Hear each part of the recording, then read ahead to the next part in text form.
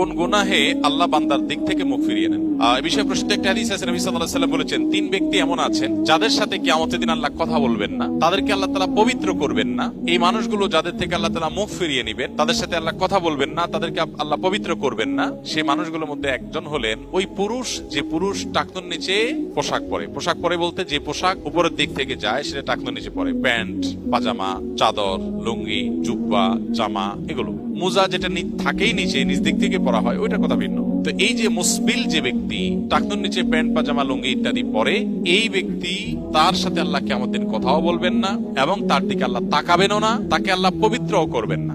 এই তিনটা ভয়াবহতা এই ব্যক্তির জন্য আছে, যে ব্যক্তি টাকনুর নিচে প্যান্ট, পাজামা, লুঙ্গি পরে। আমাদের দেশে অনেকে আছেন মসজিদে নামাজ পড়তে আসলে তখন প্যান্ট ভাঁজ করে। অনেক মসজিদে মুয়াজ্জিনরা মাইকে বলেনও, টাকনুর নিচে যাদের প্যান্ট আছে প্যান্ট গুলো উঠায় নেন। নামাজের জন্য এই কথা কেন বলবেন? এই সম্পর্কে একটা জয়ীফ হাদিস আছে যে মুসবিল ইজারের নামাজ কবুল হয় না। হাদিসটা সহিহ সূত্রে বর্ণিত না। বিশুদ্ধ হাদিসগুলো সবগুলো হলো কমন এবং জেনারেল, সব সময়ের জন্য এটা প্রযোজ্য যে পুরুষ মানুষ টাকনুর নিচে পোশাক পরবে না। এখন বৈজ্ঞানিক গবেষণা বলছে যে এটা পুরুষের জন্য ক্ষতিকর। গবেষণা কি প্রমাণ হয়েছে এটা বড় কথা না, বড় কথা হলো নবী সাল্লাল্লাহু আলাইহি ওয়াসাল্লাম নিষেধ করেছেন, বাস শেষ।